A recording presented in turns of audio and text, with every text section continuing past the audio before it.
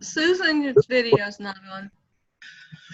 Welcome, everyone. We are the Awakened by Yahuwah Assembly in Yahuwah Almighty and Yahushua Messiah. Today we are doing a study that is called End Times, the Judgment of the Wicked, and the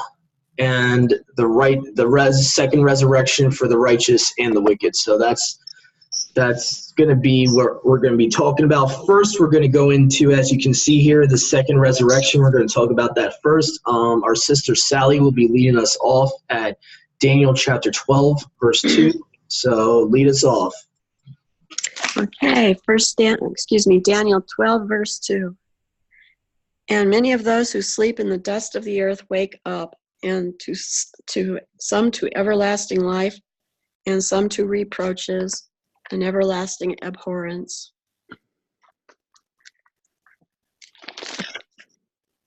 So that's the second resurrection, because you have some raising to destruction while others raise to everlasting life. Yes.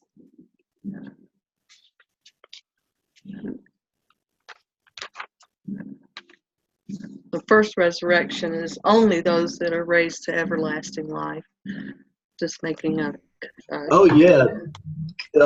Differentiating. Yeah. So the next verse gives you even more context, where Sister Sally was just reading. It says, "The wise shall shine as the brightness of the firmament," the vault, the dome, and some of the many righteous as the stars, aka the Malachim, the angels, forever and ever. So when Yahushua talks about the kingdom, he says we will be like the angels. He's actually referring back to the book of Daniel, chapter 12, verse 3. So that's where he's getting that concept from, that you will not be given into marriage. You won't be married in the kingdom. That's why he says that, because we'll be exactly like the Malachim. So, but anyway, so let's go back and follow on here. And we got Brother Dennis. We'll be continuing here with Revelations chapter 20, verses 5 to 6. Okay. Revelation 20, verse 5 and 6. And the rest of the dead did not come to life until the 1,000 years were ended. This is the first resurrection. Barak, and set apart, is one living, having part in the first resurrection. The second death possesses no authority over these, but they shall be priests of Elohim, of Yahuwah, and of Mashiach, and shall reign with him 1,000 years. Yep. And nice sidestep correction there, Brother Dennis. I like that. The Restored Name King James actually corrects that little error right there, puts Yahuwah there. So I kind of like that you corrected it on your own there. Nice job. So yeah, this is basically like Brother Dennis just read here. This is showing that it's an actual baraka to be part of the first resurrection, because you're part of the greatest in the kingdom, the bride. That's why it's such an honor to be in the first resurrection. The second resurrection, basically you have those that, would have been martyred or would have went through the tribulation that are righteous, and then you have the wicked on the other side of it, also included in the second resurrection, like we just read. So, which happens 1,000 years after the first. Yeah. So as you can see here in the east, sort of kind of helps you out here, the defeat of Satan, it would be basically around the time of the defeat of Satan, and then you have the white throne judgment is obviously right after the second resurrection, because then they're being judged. That's for the wicked. Yeah. So this gives you a context. Revelations 20 has basically the whole story. Basically gives you the first resurrection, the second resurrection, the judgment seat, great white throne judgment. So I recommend reading Revelations 20 if this sounds new to you. And also Daniel 12, 2 to 3 is a decent core cross references for this topic. But we're also going to get into some extra biblical stuff right now, me and my sister Shoshana. My sister Shoshana is going to be going first with 2nd Ezra chapter 7, verses 31, and she'll be ending at 38. And after 7 days, the world that yet awakens not shall be raised up, and that shall die that is corrupt.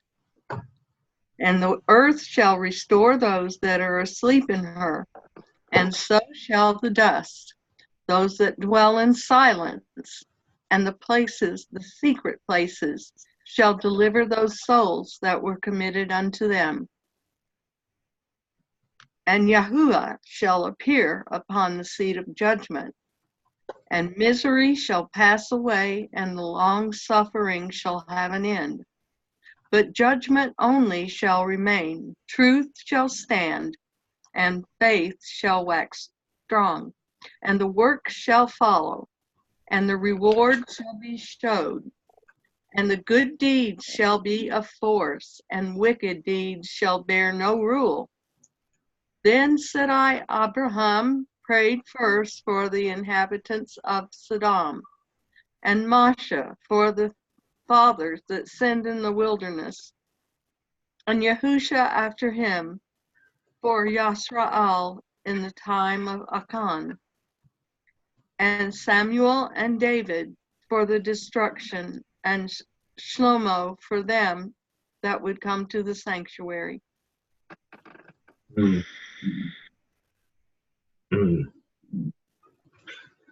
Yep, perfect. So this second Ezra is really important, as Sister Shoshana just read from verses 31 to 38. It's extremely important because it gives you added info of what's going on here. So it's talking about the earth giving up who was committed to it. Obviously, those that are dead, asleep, either in Messiah or not in Messiah.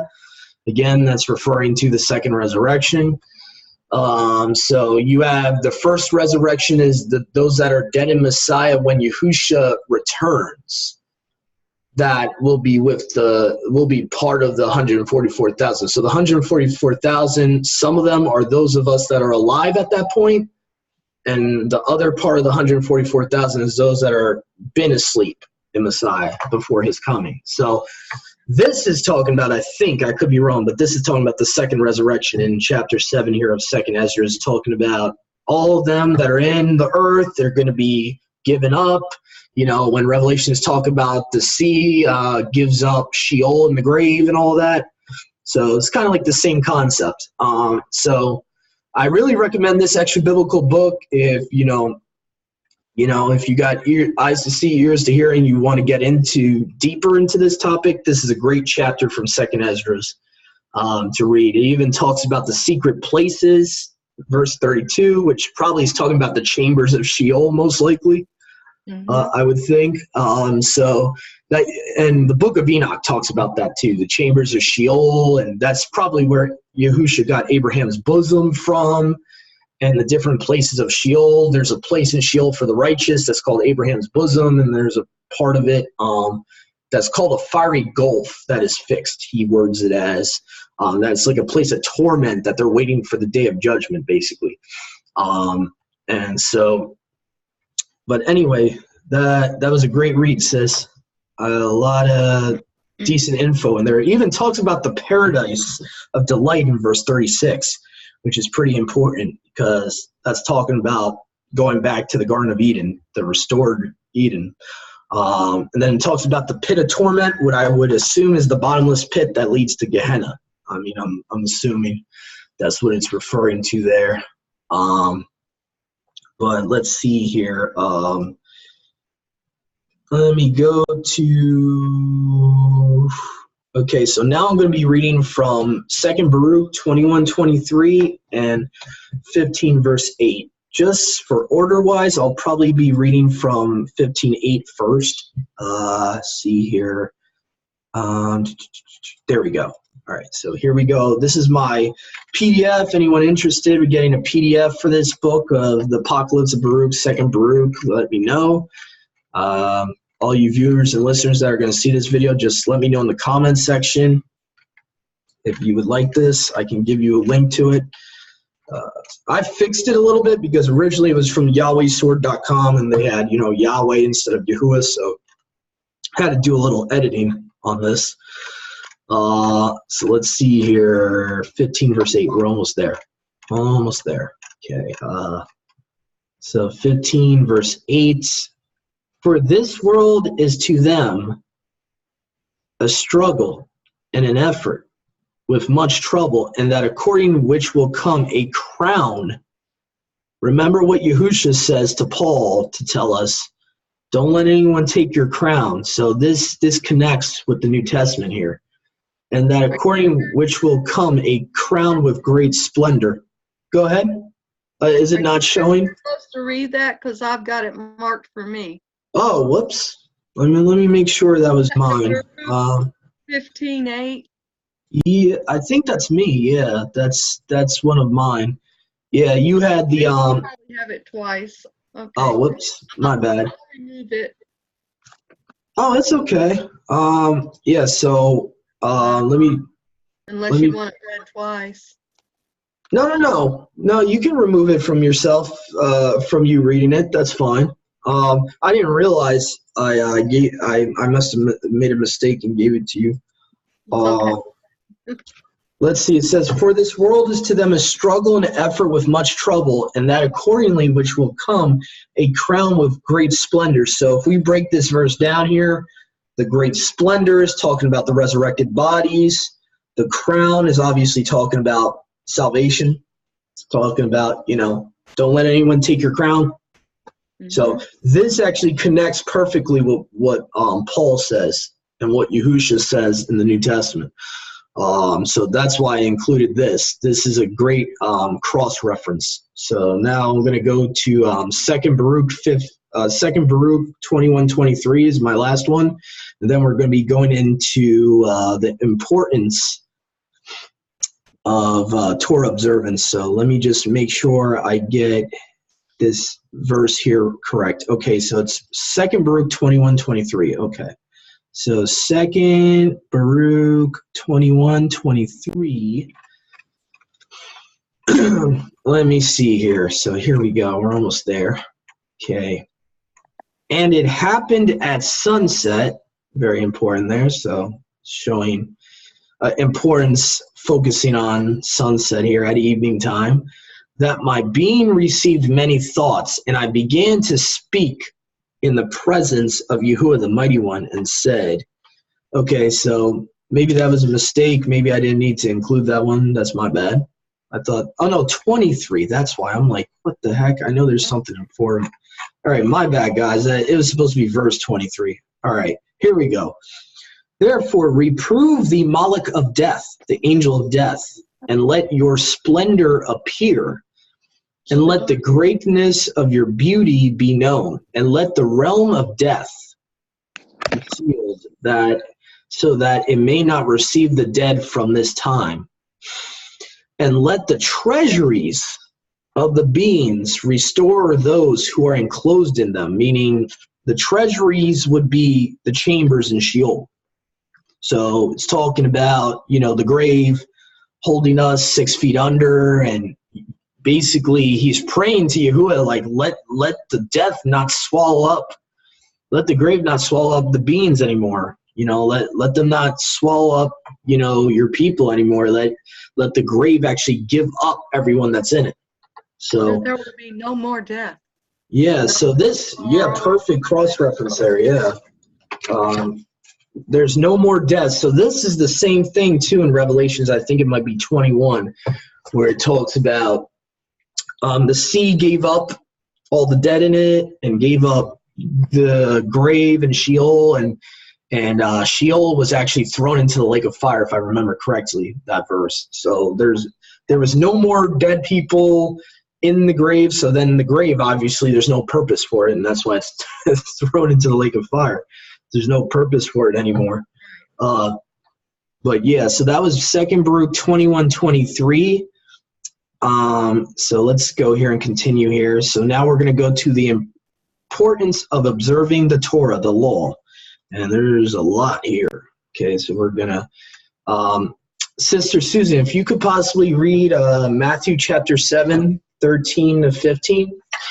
All right.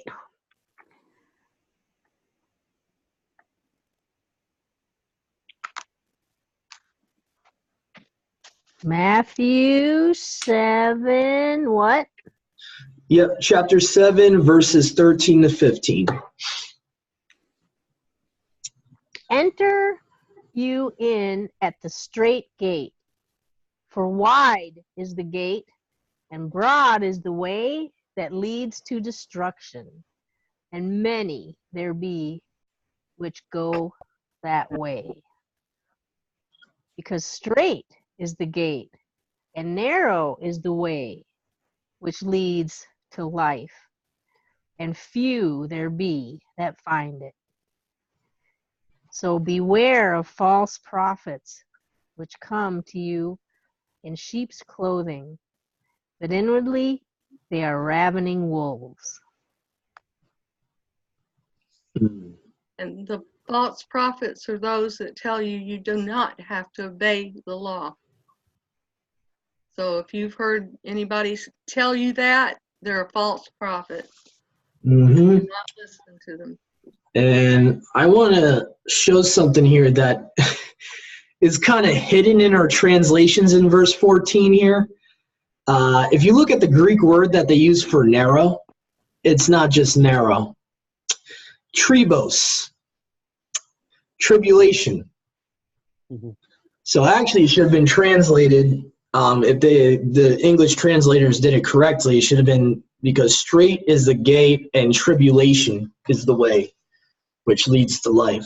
And that's important to me because that completely exposes the pre-trib rapture in one verse, completely exposes it, that all have to go through some type of troubled times to get into the kingdom. You're not just going to be raptured out of it when the anti-Messiah is coming upon the earth.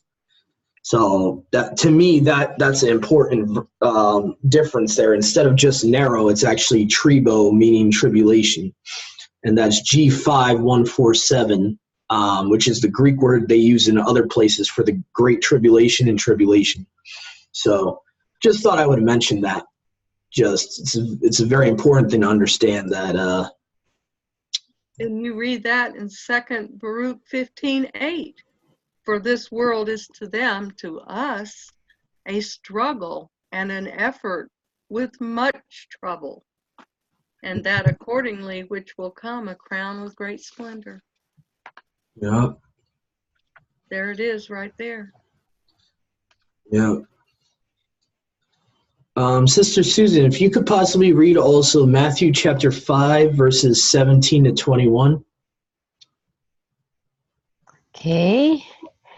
Matthew Chapter 5, 17 to 20.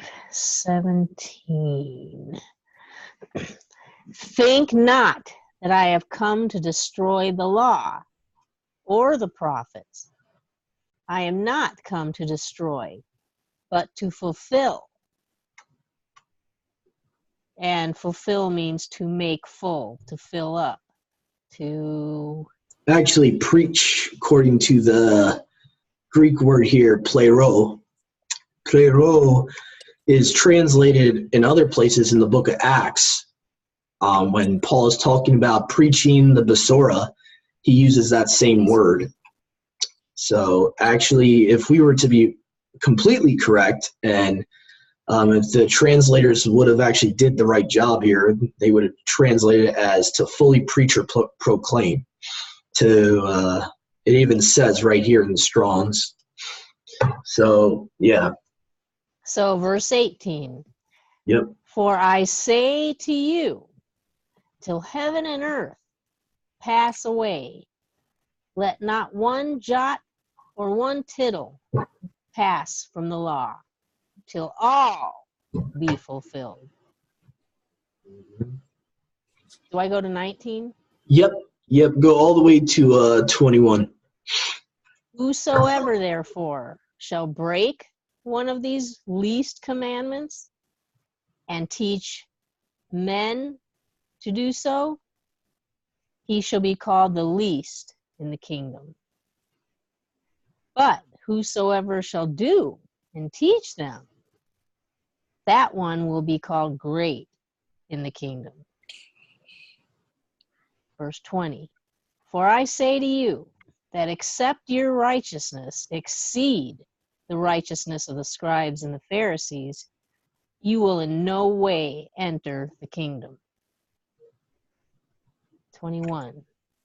You have heard that it was said by them of old, you shall not kill. And whosoever shall kill will be in danger of judgment. Mm-hmm. One. Is that Yep. it? Yep. Yeah, I'm pretty sure everyone's pretty familiar with the next verse. Those that are angry with his brother without cause will be danger of Gehenna.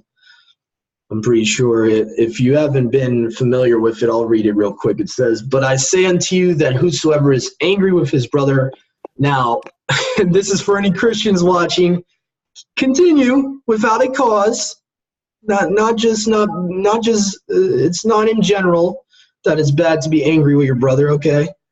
So without a cause shall be in danger of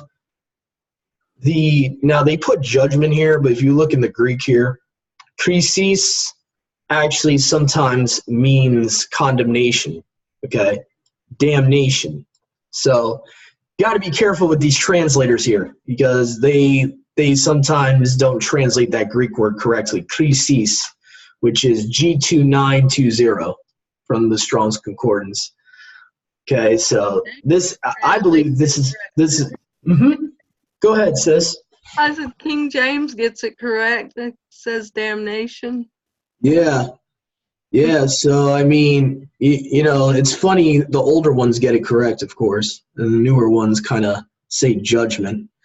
Let's see here. To his brother Raka, which is not you fool. If you actually look at Raka, it's actually worse. It means empty head from the Greek. So a lot of people think that means fool. No, it's not saying that if you call someone a fool that it's in danger of Gehenna, because Yahusha called the Pharisees, his physical brothers, called them fools.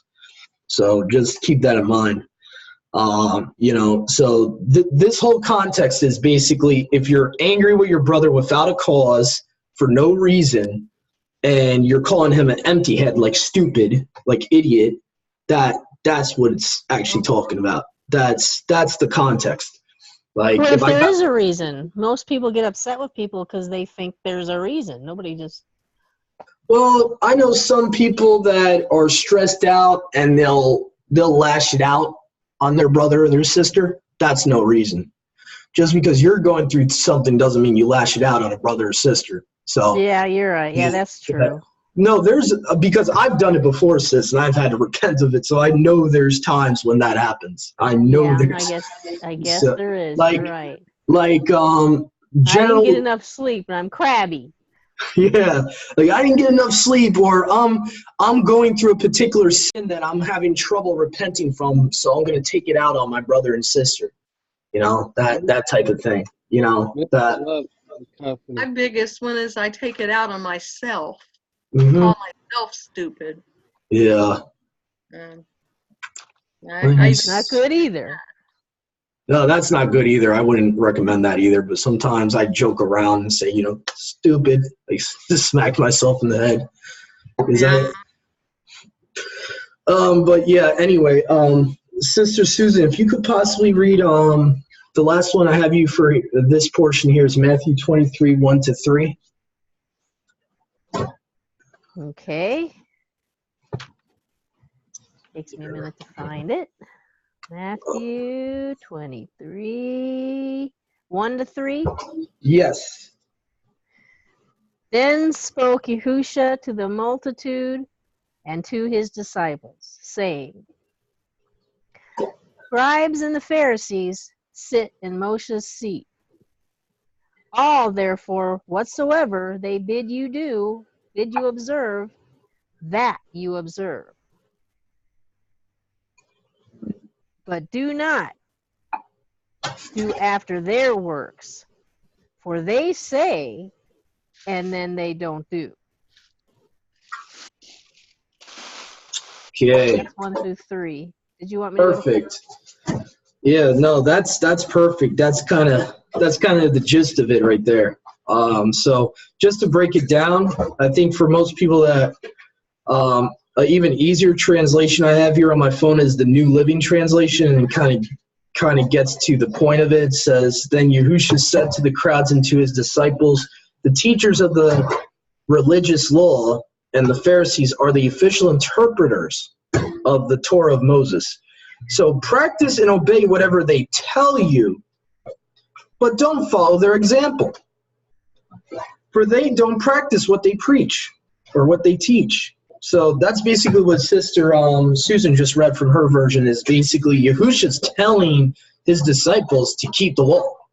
He's telling them, he's like, do whatever they tell you to do according to what the Torah says that they're reading from Moses' seat. Like, there was something in the culture at that time in Jerusalem where they basically they had it where there was an actual seat of Moshe, an actual seat of Moses that the interpreters of the Torah would preach from, like historically. So that's what Yahushua is referring to. So anyway, that was Matthew 23, 1-3. Sister Sally, if you could read for us 1 John chapter 2, verses 4 and 6. Verse 4. The one who says, I know him, and does not guard his commands is a liar, and the truth is not in him. And verse 6, the one who says he stays in him ought himself also to walk even as he walked. Oh. Pretty self-explanatory. Yep. Pretty straightforward there. Yes. Thank you, Sister Sally. All right, so Brother Dennis, I would like for you to read Isaiah 65, verse 17, if you possibly can. Okay. Yeah. Isaiah, Yashayahu, 65, verse 17. For look, I am creating new heavens, or Shemayim, and a new earth, Aretz, and the former shall not be remembered, nor come to heart.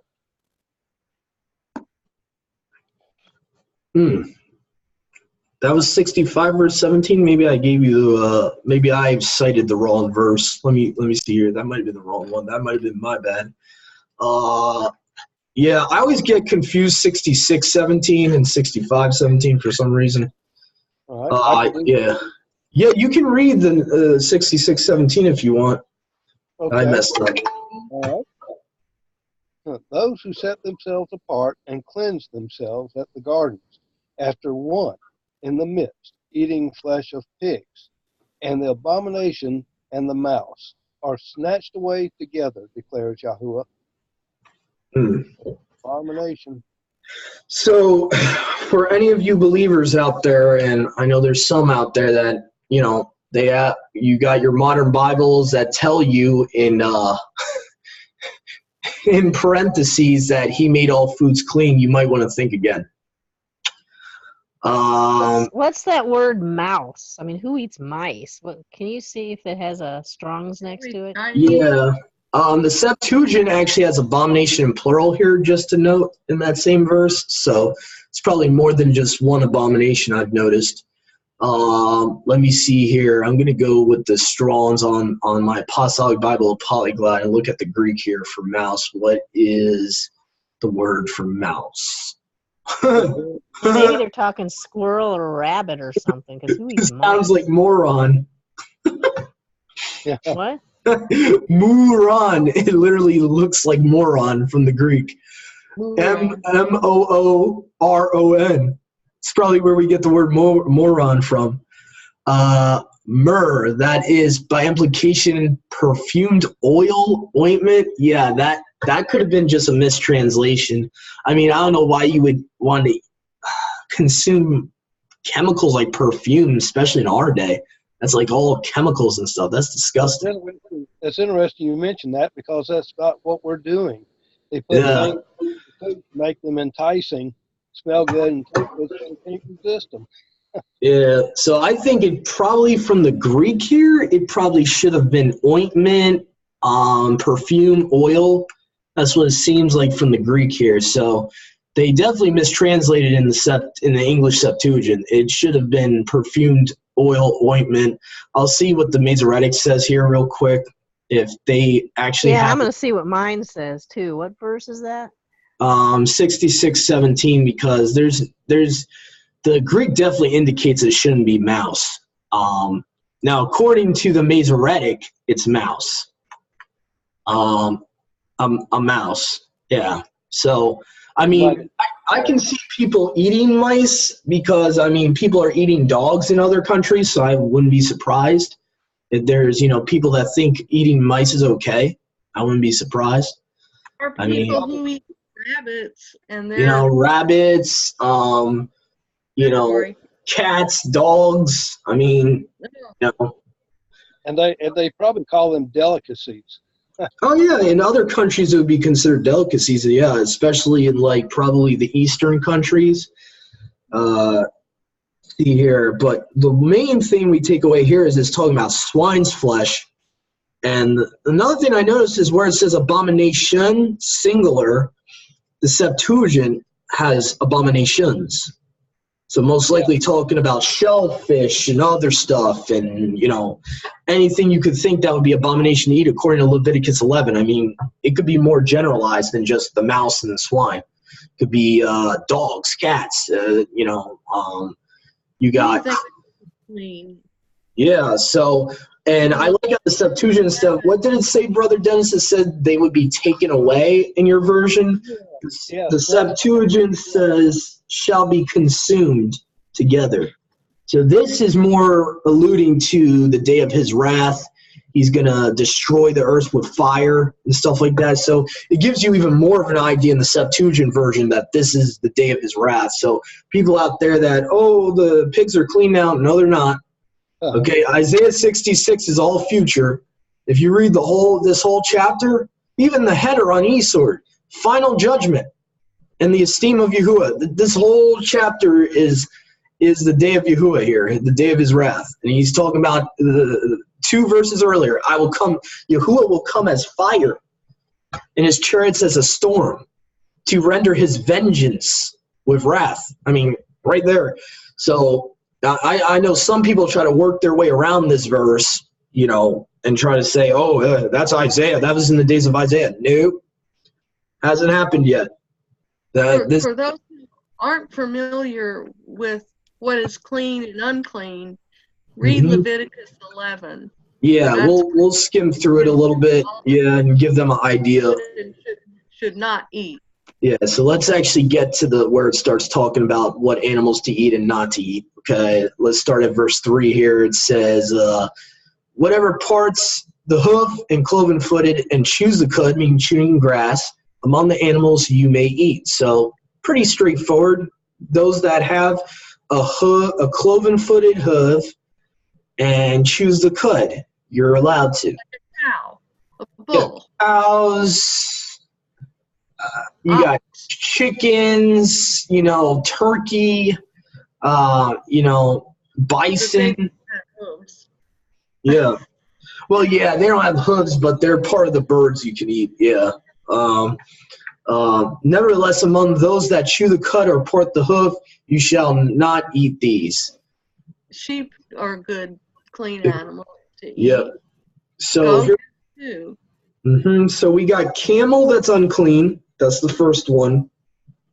Rock badger. Chews the cud but does not part the hoof. Yep, because the parted hoof is not there. That's what makes it unclean.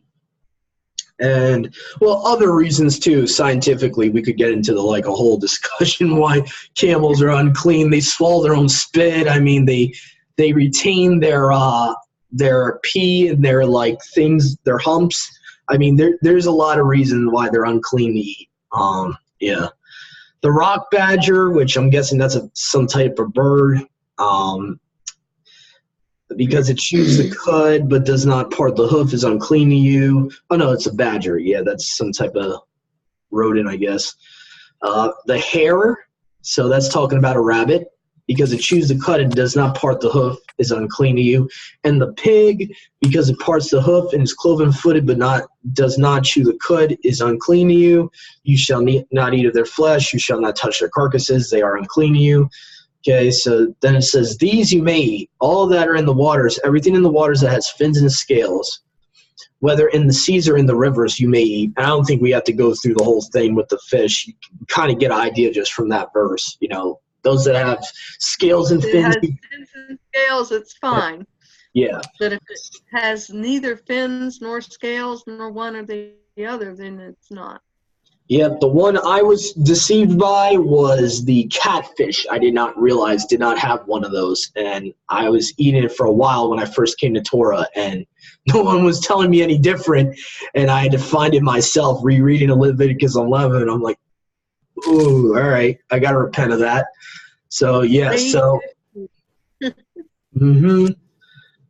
All right, so living in the waters, anything that does not have fins and scales is detestable to you, basically abomination. Verse 10, you shall regard them as detestable. Okay, same thing here. Okay, now this is where we get to verse 13 with the birds. Okay, so you got the vulture, black vulture, eagle, basically birds of prey. You don't eat them. That's very bad to eat them. Okay, so then you got, yeah, all these are birds of prey. Kite, falcon, nighthawk, all these. Right. Owl, got the heron there, all winged insects that go on all fours, meaning, you got hands and feet that are all go on all fours, are detestable to you. Yet among the winged insects that go on all fours, you may eat those that have jointed legs above their feet. That's just weird. It's like, I wouldn't even want to have insects, to be honest. I don't know. John the Baptist, he was a crazy guy. He had locusts and stuff like that. Of them you may eat the locust of any kind, the bald locust of any kind, the cricket of any kind, and the grasshopper. Nah, I'm fine. I'll pass. Yummy. But all other winged insects that have 4 feet are detestable to you. Okay, so that's telling you about that have 4 feet, winged insects. Okay. And whoever carries any part of their carcass shall wash his clothes and be unclean until evening. So if you touch the dead body of these things, you're unclean until sunset, basically. So you have to wash your clothes, and you have to wash. I would think you have to wash your whole body. I would think, but maybe it's just the clothes there. Every animal that parts the hoof but is not cloven-footed or does not chew the cud is unclean to you. Everyone who touches them shall be unclean. Okay. All that walk on their paws among the animals and go on all fours are unclean to you. Whoever touches their carcass shall be unclean until evening. So that's why we don't eat cats and dogs. Paws, okay? Rabbits. Yeah. Mice. Rabbits, mice, all those type of animals that are pets. That's why they should be pets. They're not food. Right. And he who carries their carcasses shall wash his clothes until evening. So again, just reiterating what it said before. These are unclean to you, the things that swarm on the ground. The mole rat, mouse, the great lizard of any kind, the gecko, monitor lizard, the sand lizard, and the chameleon. Why would you want to eat them anyway? They look weird. I don't know why someone would want to eat lizards. I don't know. No. These I are had this pet when I was a child. But yeah, I had a gecko when I went to school. Yeah, they gave us actually geckos as like a science project to actually have as pets to keep. Whoever touches them when they are dead shall be unclean until the evening, and anything on which any of them falls when they are dead shall be unclean, whether it's article of wood or a garment or skin of a sack, any article that is used for any purpose, it must be put into water, and it shall be unclean until the evening, then it shall be clean. If any of them falls into a earth vessel, all that is in it shall be unclean until evening. So okay, it goes into all other stuff like any vessel that touches it, it's unclean, and so on and so forth. So we're going to kind of get off of this scripture here because we got other scriptures to go to for this study. But you get the idea. The things we're not supposed to eat, it's still valid. The laws of Leviticus 11 is still valid. That's why we went into all that. So I'm next. I'm going to read Matthew chapter 7, verse 21 here. Let's see here. Chapter 7, verse 21, which says, "Not everyone who says to me, 'Master, Master,' will enter into the kingdom of heaven, but the one who does the will of my Father who is in heaven. On that day, many will say to me, 'Master, Master, did we not prophesy in your name, and cast out demons in your name, and do many mighty works in your name?' That means even people that know the right name, that doesn't give you the automatic salvation just by using his true name. Just out there for our brothers and sisters, just keep that in mind. And then I will declare them to them, I never knew you. Depart from me, you workers of lawlessness. Meaning that, yeah, you can know their names, you can use Yahuwah and Yahusha, you can all have all this knowledge of the Hebrew roots movement and everything like that. But if you're not keeping his commandments, he doesn't care. He really doesn't care. And on the day of judgment, if you have someone that doesn't know his name and doesn't know the Father's name, but they're keeping the commandments and they're not practicing lawlessness, from this you can kind of get an idea who most likely is going to be picked over the other, rather than just focusing on doing mighty works in his name and doing good deeds. Okay, so this is something to keep a very tube reminder to all of our brothers and sisters out there. You know, let's it is important to know his name, but let's not start forsaking matters of the law and the commandments just for the importance of the name. Let's keep everything in perspective here, because this is very important. He's even part of this prophecy is that they were prophesying in his actual name. They were casting out demons in his name, which most likely that would refer to people of our walk that are actually using the correct names. So let's be. This is a verse I want to commit to memory and keep reminding myself of, me personally, and what's most important to the Father. So, but anyway, I don't want to beat a dead horse there, but so let's see, Sister Shoshana, Romans chapter 8, verse 1-2 and 6-7. Okay. There is then now no condemnation to those who are in Messiah Yahusha, who do not walk according to the flesh, but according to the Spirit. For the law of the Spirit of the life in Messiah Yahusha has set me free from the law of sin and death. Yes. And verses 6 and 7. Yep. For the mind of the flesh is death, but the mind of the Spirit is life and peace. Because the mind of the flesh is, I can't read that word, is enmity. Sorry. The mind of the flesh is enmity towards Yahuwah, for it does not subject itself to the law of Yahuwah. Neither, indeed, is it able. So to paraphrase for new believers to the scriptures, that I know some translations of that verse is like kind of hard to understand. So basically, enmity is you being an enemy of the Father. Enmity is like another word for being adverse to something. So you're against the Father. The natural man cannot subject to the law of Yahuwah. That's what it's basically saying. So the natural carnal mind.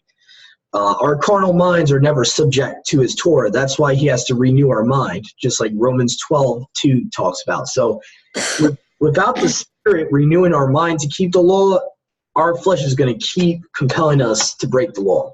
And that's what Paul is talking about. So that's the best way I could explain those verses that Sister Shoshana just read, to kind of simplify it for you.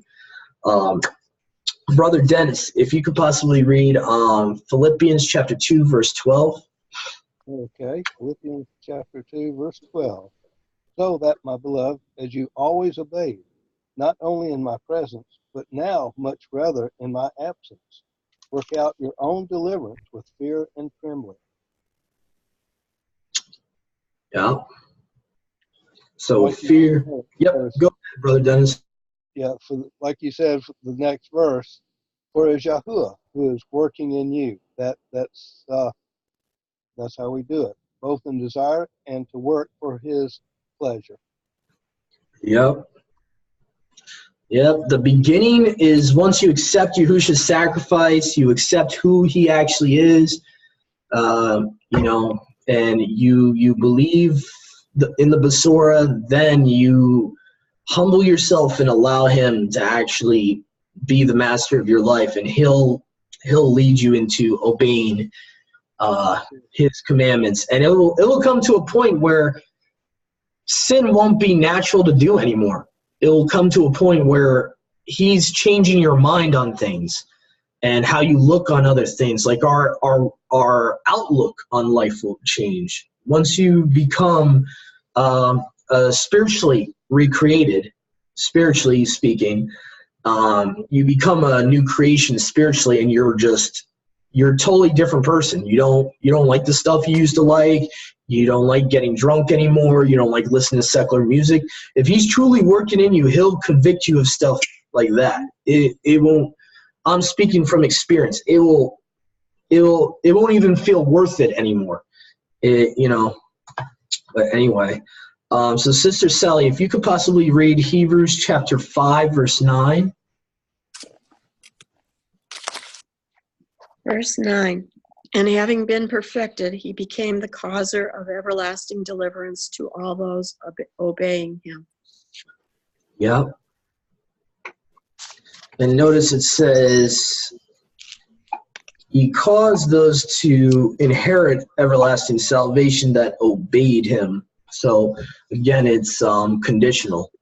It's for those that want to obey him, want to take up their stake and follow him. It's not for every person that just believes he is who he says he is, but then wants to stay in their old habits, in their old life.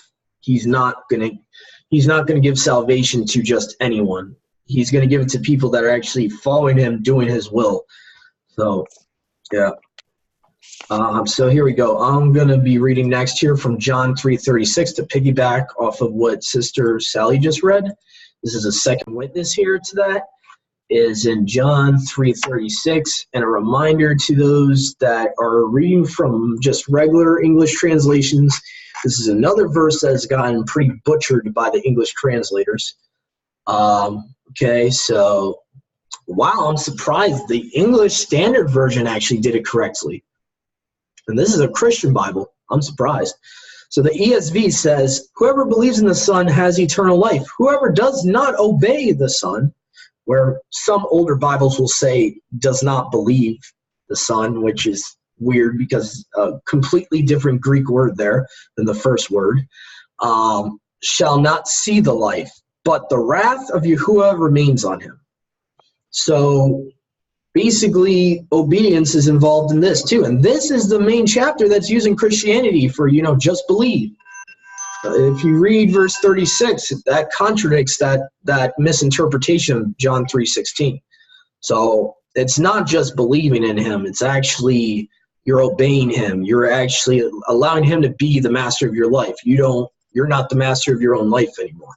So that's something that's not taught in most church pews today. So,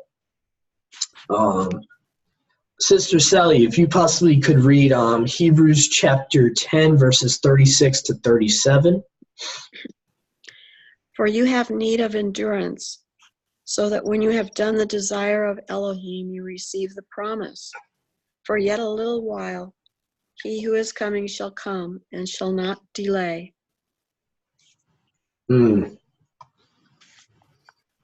Yep. So, and that was Hebrews 10, 36 to 37?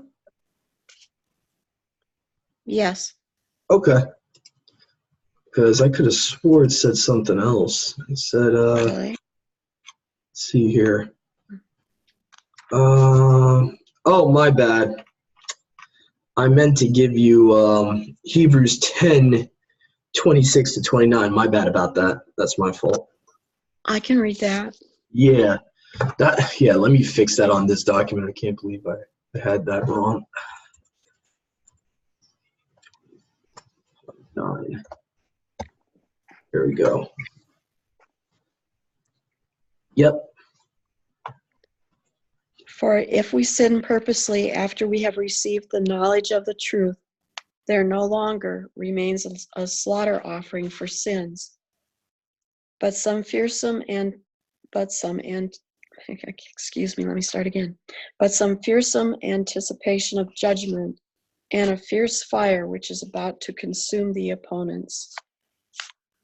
Anyone who has disregarded the Torah of Moshe dies without compassion on the witness of 2 or 3 witnesses.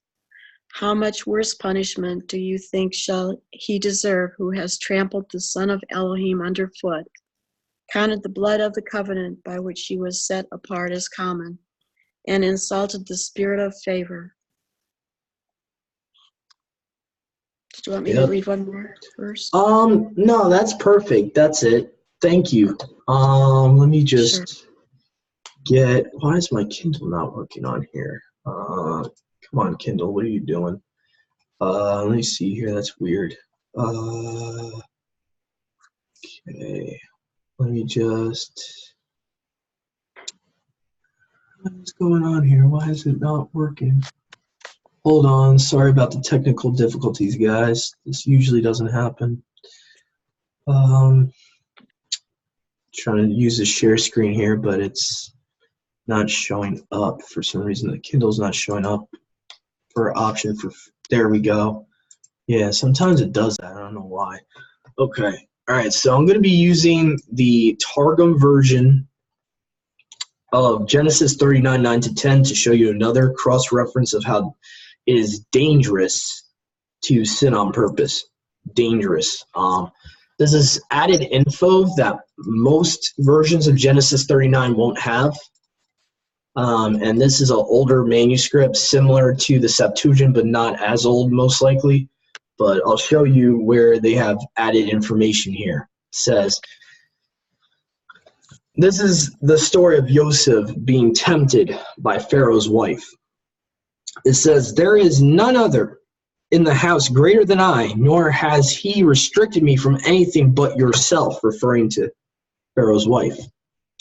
Because you are his wife, how can I do this great wickedness and become guilty before Yahuwah? And then it continues here in verse 10. And it was when she spake with Joseph this day and the next, and he hearkened not to her, to lie with her, lest with her he should be condemned in the day of the great judgment of the world to come. So this we don't get in our usual versions of Genesis 39, that he knew that if he lied with her, and obviously he knew it was sin, that's why he didn't do it. If he willfully did that with her, knowing the consequences, he was gonna be in danger of condemnation, it says here.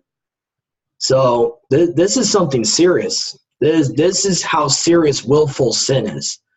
Okay, we sin by mistake. That there's provisions where Yahuwah overlooks our sins by mistake. But when we do it on purpose, we know what we're doing and we doing it. That's bad. This is a lesson for me, for any believers out there. Please take heed to what the Targum says here. This is very key, and it's unfortunate we don't have these in our modern Bibles, what it says here, Genesis 39:10 from the Targum. This is very serious. So, but, yep, that's Genesis 39:9-10 from the Targum. So, yep. And anyone that's interested, I can give you links to the Targum. So anyone that's interested in that, I can give you guys a link for free ones on a website. You can access them for free, and Amazon links I'll give later on when we're done with the study. So anyway, Sister Susan, if you could possibly read 1 Corinthians chapter 6, verse 9, and also verse 10. My bad. So 1 Corinthians 6, 9-10, if you can. Okay. Yep. Oops. Where'd it go? Okay. You know not that the unrighteous shall not inherit the kingdom of Yah. Be not deceived, neither fornicators or adulterers or idolaters or effeminate. What does that mean? nor abusers more- of themselves with mankind.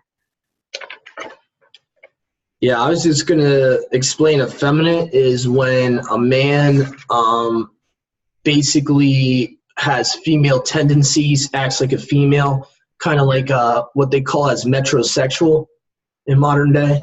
I did these little things Like the man purse. You see guys wearing man purses and merces, and they act like a woman. They're very in touch with their quote unquote feminine side.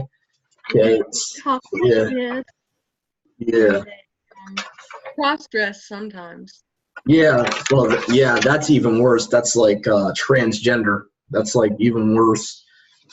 Anyway, One says on Strong's G3120 says, a boy kept for homosexual relations, a male who submits his body to lewdness, a male prostitute. Wow. ooh, Wow, that's even worse than I thought. Wow. Okay, where was I? Okay, so let's see. What's abusers of themselves with mankind? What does that mean? That's what you just read. That definition is for abusers of mankind. I think that's what you just Oh, read. it said no fornicators, idolaters, adulterers, effeminates, or abusers of themselves with mankind. So there's two things going on there. But it might be the Abusers. same thing, only different. Yeah, I'm What not does somebody else's translation say? Yeah, what are you reading from? The ISR? Are you reading from, or? I don't know, some app on my phone.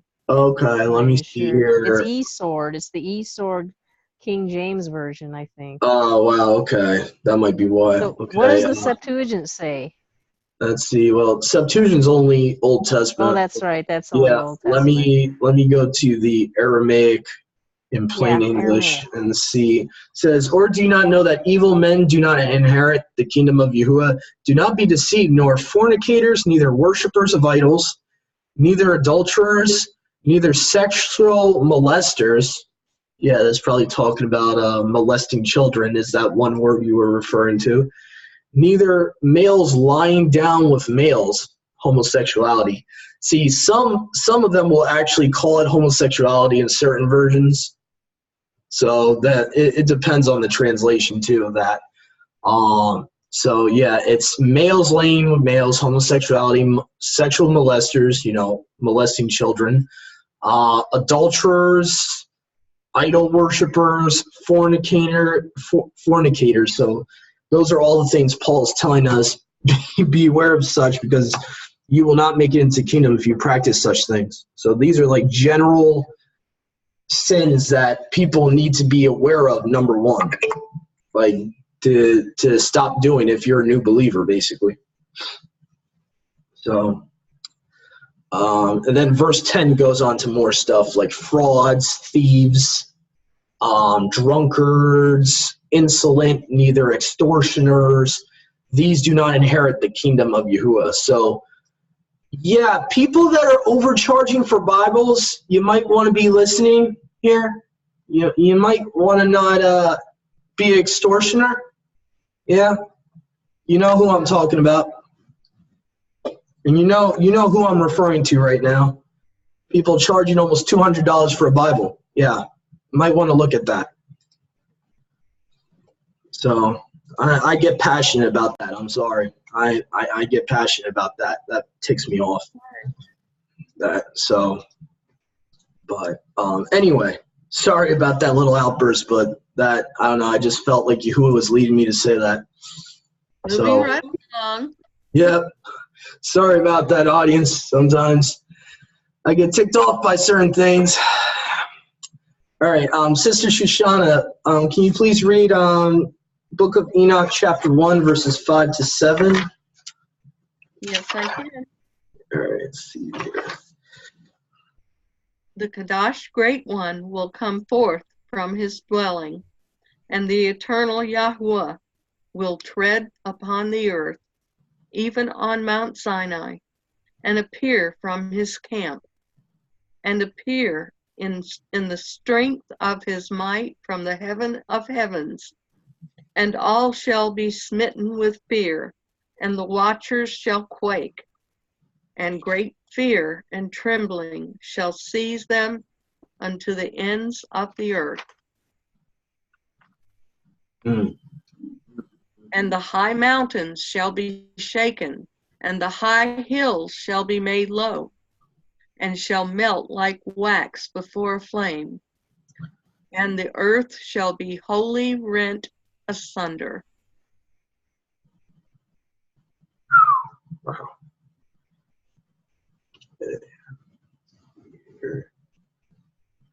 Yeah, that is the day of Yahuwah that he's prophesying.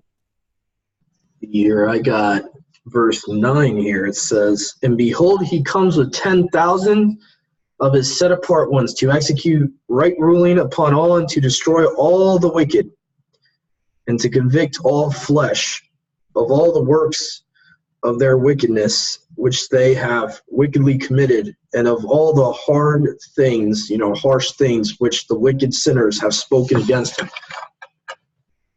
So another warning out there, people, don't be mocking him. Very, very harsh warning to people that are speaking evil things about him. So again, that, and here's a little quote from the book of Jude letting you know that he is endorsing Enoch. This is verbatim from the book of Jude, what I just read. So it's verbatim, same thing. I think it's Jude 1:9, if I'm not mistaken. So, all right, just something I thought I would mention.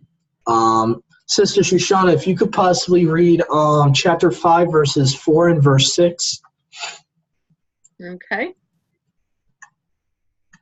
Verses 4 through 6, or just 4 and 6? Just 4 and 6, I think. Yeah. I've got it all highlighted, so. Oh, it's fine. You can read through it. Yeah, that's fine. But you have not been steadfast, not done the commandments of Yahuwah, but you have turned away and spoken proud and hard words with your impure mouths against his greatness. O you hard-hearted, you shall find no peace. Therefore shall you execrate your days, and the years of your life shall perish, and the years of your destruction shall be multiplied in eternal execration, and you shall find no mercy. In those days you shall make your names an eternal execration unto all the righteous, and by you shall all who curse.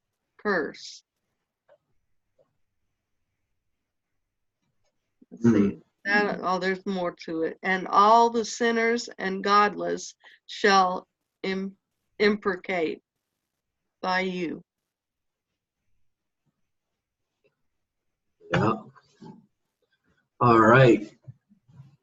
Yep. Another warning about the wicked. So here we go. We got the last one from Enoch here that I'm going to be reading, and then we're going to go to 2nd Esdras and 2nd Baruch. So here we go. Chapter 9, verses 4 to 6 for me.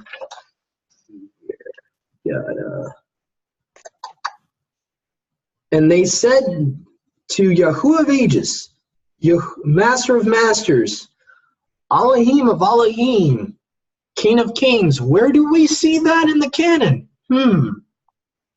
Interesting. Got the same title as his son. It's very interesting. And Elohim of the ages, the throne of your esteem stands unto all generations of the ages, and your name set apart and esteemed and Baruch unto all the ages. You have made all things, and power over all things has you, and all things are naked and open in your sight. And you see all things, and nothing can be hidden from you. You see what Azazel has done, and has taught all unrighteousness on the earth and revealed the eternal secrets which were preserved in the heaven, which men were striving to learn. Okay, so that's, and I believe I included that, just, I don't know why I included that. That was just, I felt like that was important to include. Basically showing that nothing we do is hidden from him. I guess that's why I included that. We need to be careful about our actions, because even our secret thoughts are not even hidden from him. So, very important. But Sister Shoshana, if you could possibly read 2nd Esdras. Oh no, you read 31 and 38. That's right. All right, you already read that. Okay. I did, but I'll reread 33 if you want. Yeah. Yeah, sure. And Yahuwah shall appear upon the seat of judgment, and misery shall pass away, and the long suffering shall have an end.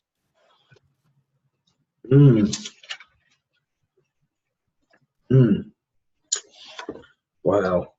All right, here we go. We got 2nd Esdras, chapter 8, 1 and 3. See here. These are the rulers from the sons of Phinehas again. Where? I think that was a mistake. I don't think that's pertinent. That's talking about all the people that were in the captivity. Let me just take away that. That's not even needed. All right. Sis, can you read chapter 27, verse 14 in 2nd Baruch? Okay. Yeah. Hold on. Yeah. All right.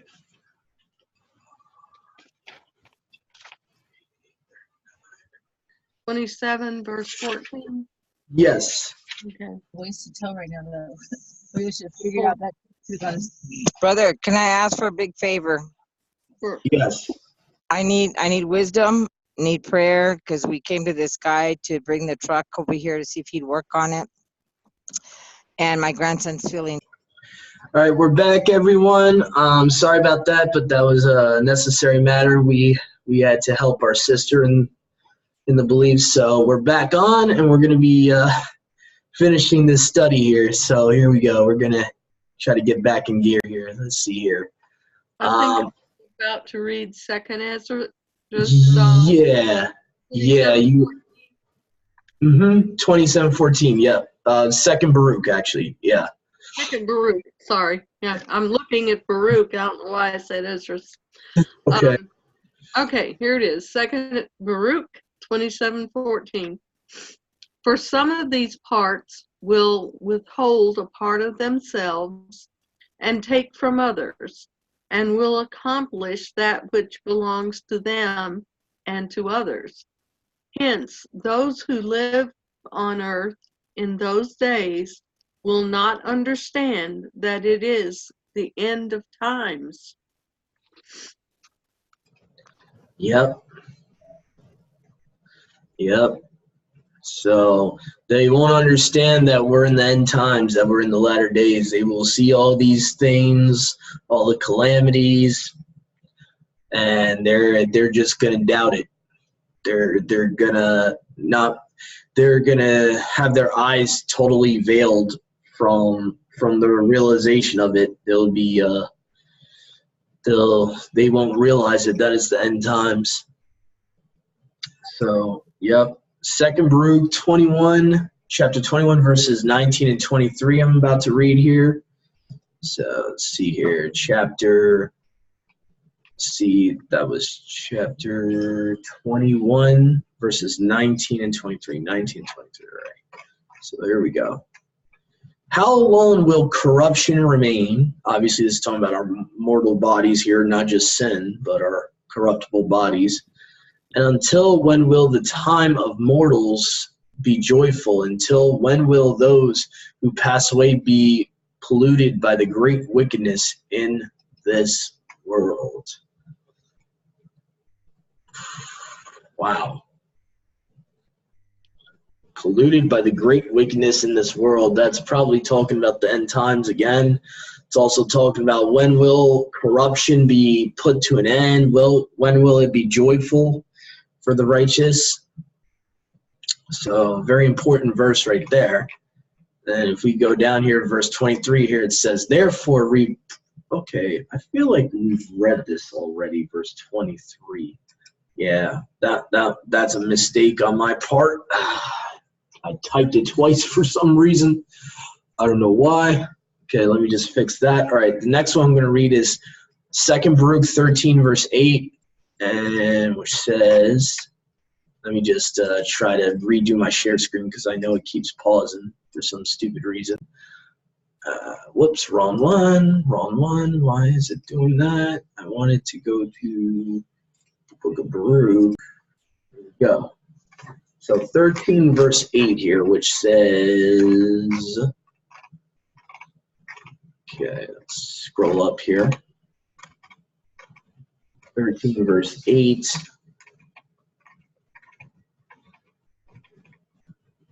You who have drunk the clarified wine, you now drink its dregs, for the right ruling of Yahuwah the Most High is impartial.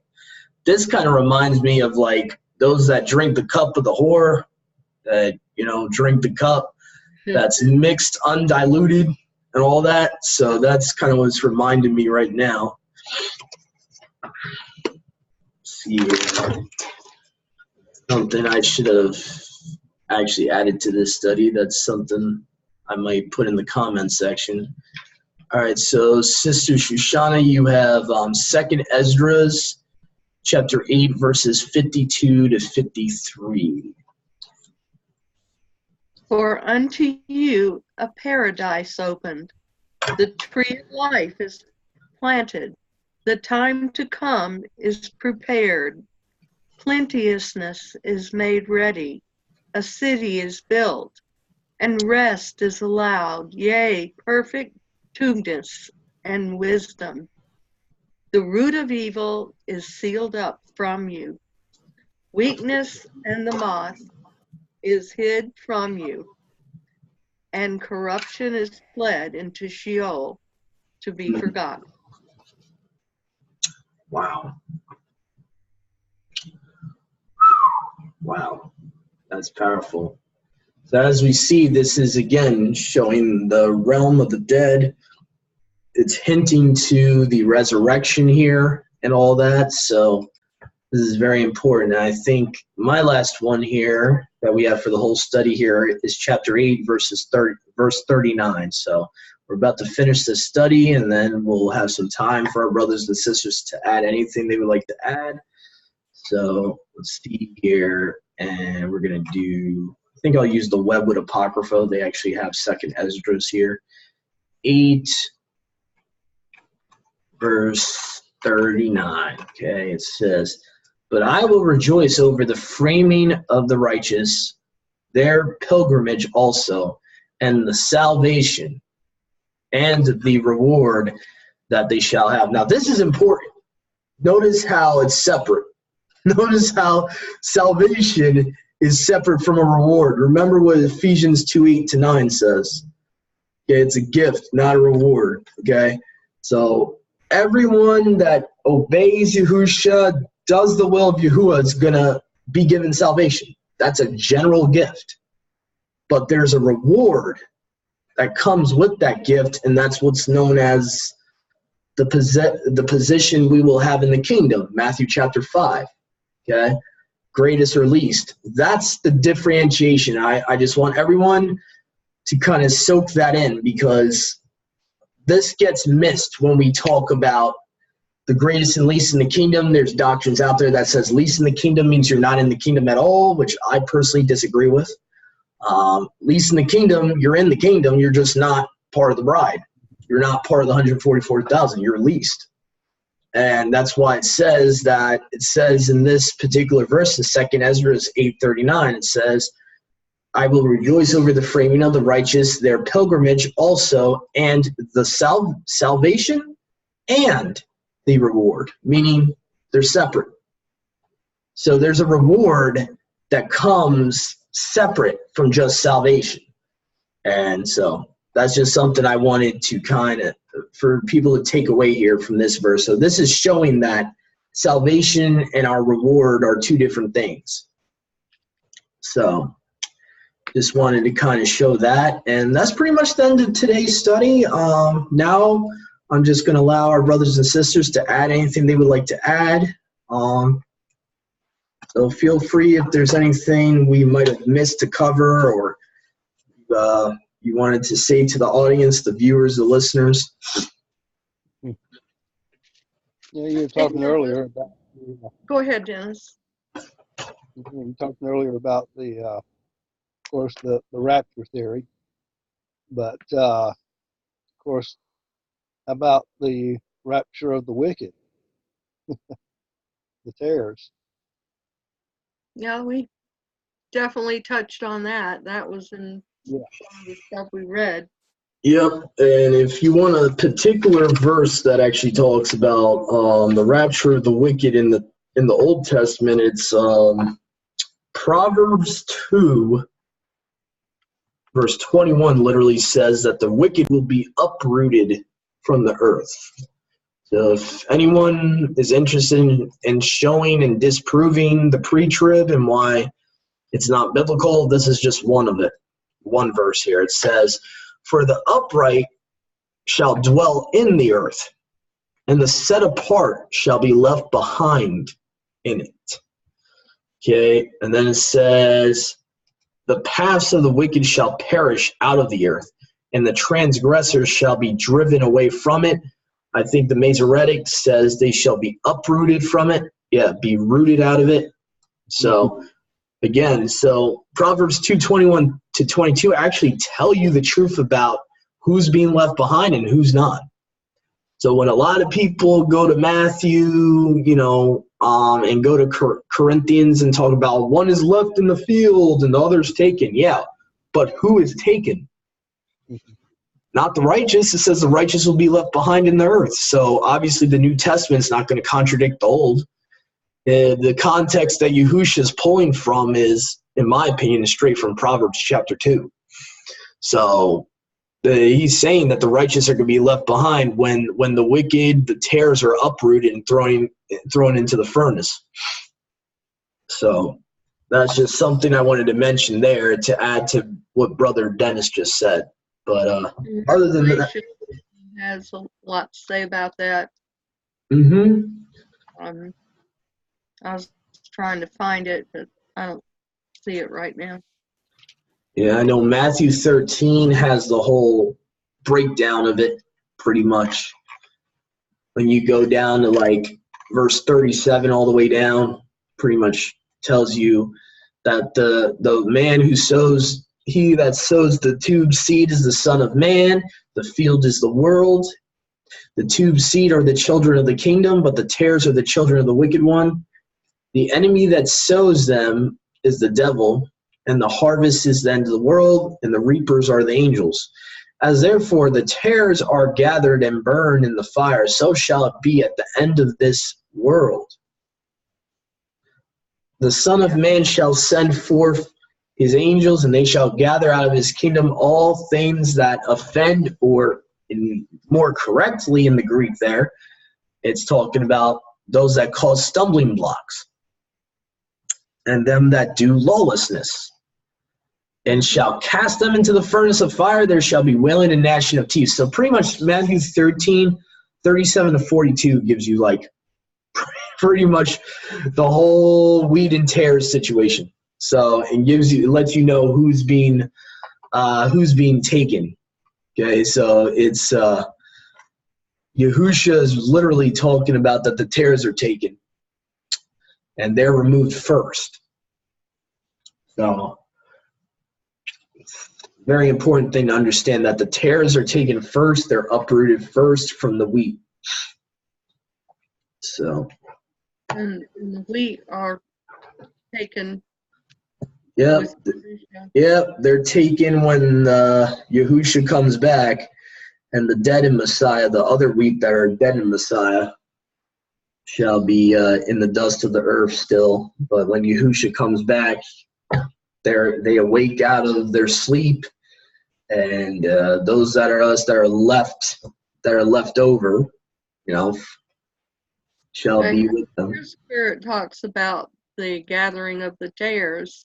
Mhm. in Revelation 14, where it says, "And another messenger came out of the dwelling place, crying with a loud voice to the one sitting on the cloud, 'Send in your sickle and reap, because the hour has come for you to reap, because the harvest of the earth is ripe.'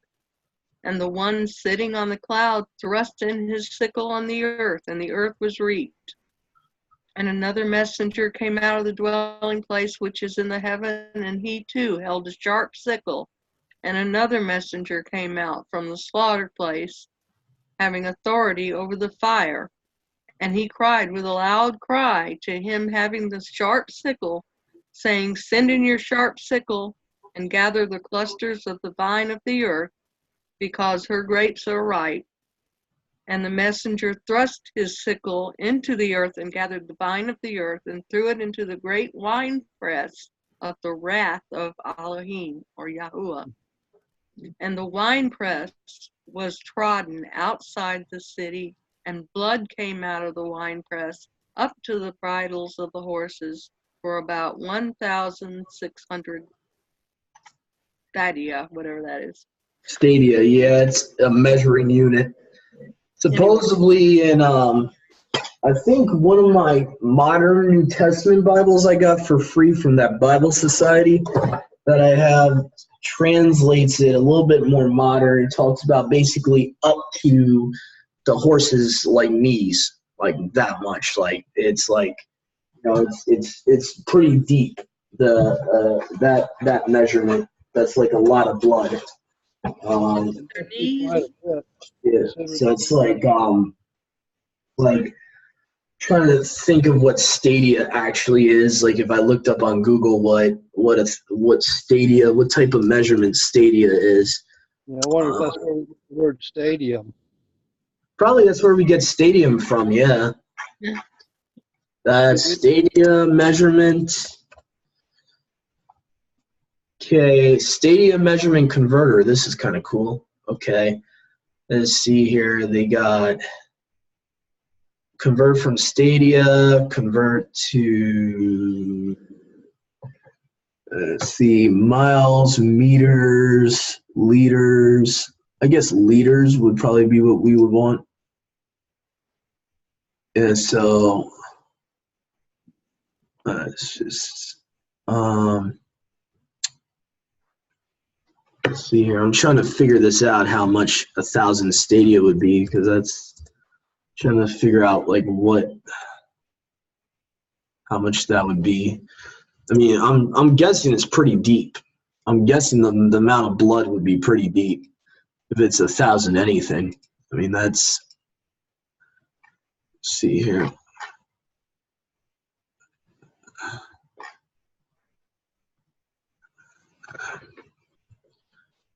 Well, let's see, 1 stadia in kilometers. Let's see what that gives you. 5.4. Whoa! Oh my goodness. There's a lot of wicked. Yeah. Wicked will be put to death and removed. Mm-hmm. So Yeah. for all the righteous, this is tube news.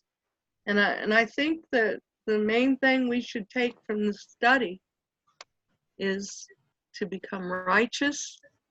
If you're already in Torah, become more righteous. Because this is what Scripture says, the righteous become more righteous. And the wicked are becoming more wicked.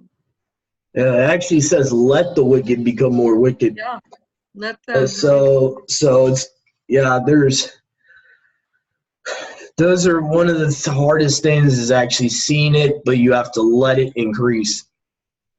Especially when you see people just disregarding the Torah, not caring, and not receiving the truth, you got to let it go.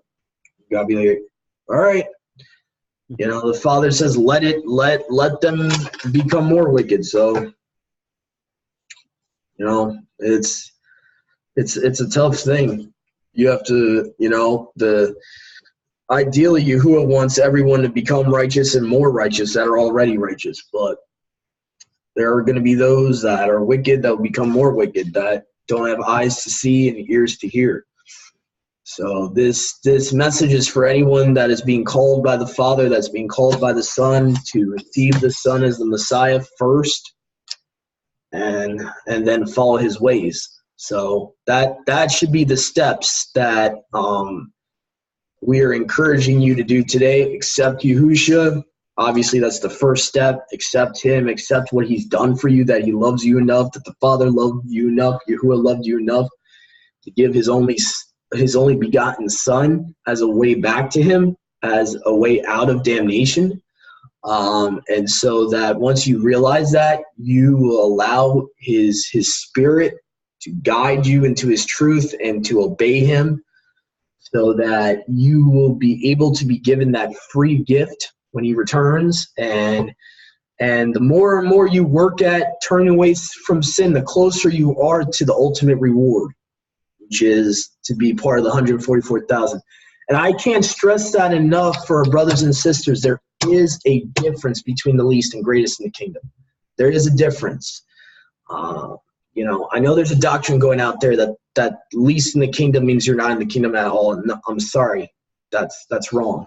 And it's important to understand this. It's really important to understand this, because I believe an idea like that will turn you into accepting a different Besorah that is based solely upon your Torah observance.